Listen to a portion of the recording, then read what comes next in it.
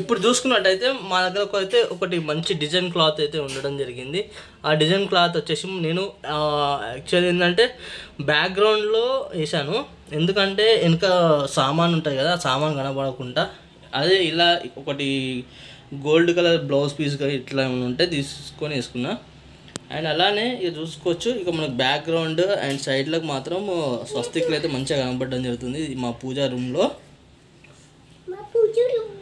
Hi friends, welcome back to my channel. నేను మీ సంతోష్ని, మీరు చూస్తున్న సంతోష్ బ్లాగ్స్. ఫ్రెండ్స్, ఇవాళ మన వీడియో టాపిక్ వచ్చేసి ఏంటి అంటే, ఫస్ట్ ఆఫ్ ఆల్ అందరికీ మహాశివరాత్రి శుభాకాంక్షలు.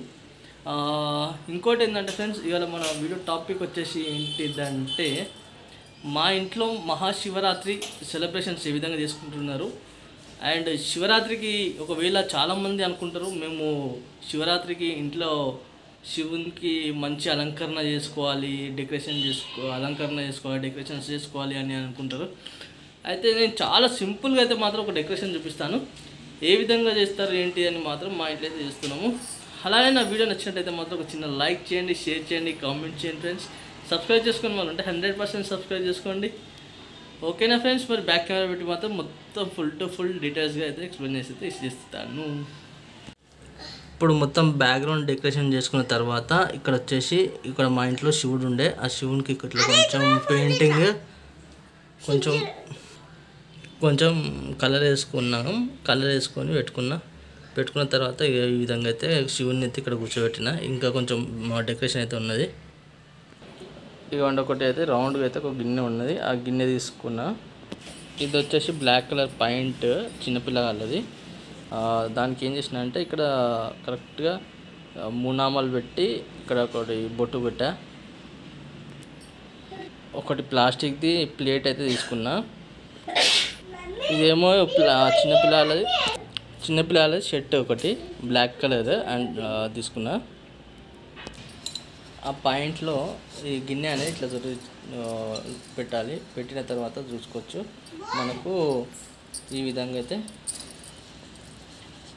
చేసుకోవాలి.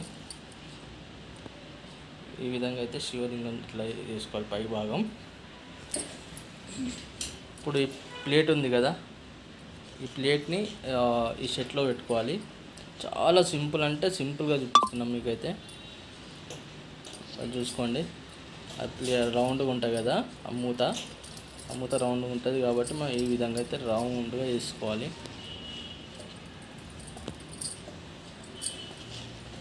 చూడండి, చేసుకున్నాం కదా. ఏదైనా ఒకటి ఇట్లా అట్ట ఉంటుంది, అట్టను తీసుకున్నాక ఇట్లా ఈ విధంగా అయితే బ్లాక్ కలర్ చేసుకోవాలి. అయితే ఇక్కడ ఏంటంటే ఒక శివలింగం అనేది పెట్టడం జరుగుతాం కదా. ఇక చూసుకోండి, ఆ ప్లేట్ని మనము నల్ల బట్టతో అయితే పెట్టినాం కదా. దాని తర్వాత ఇక చూద్దాం, మనం చూసుకోవచ్చు.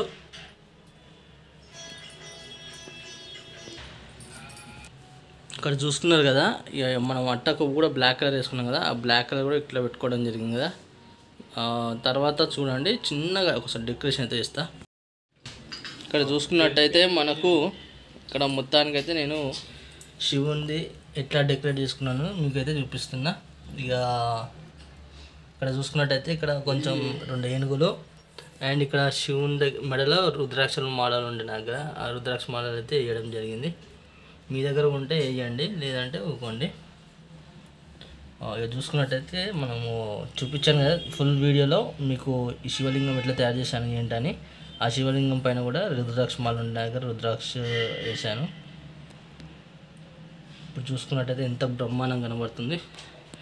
మీకు ఈ శివలింగం నచ్చినట్టయితే మాత్రం ఒక చిన్న కామెంట్లో అయితే కామెంట్ చేయండి ఎలా ఉన్నది ఏంటి అని మాత్రం.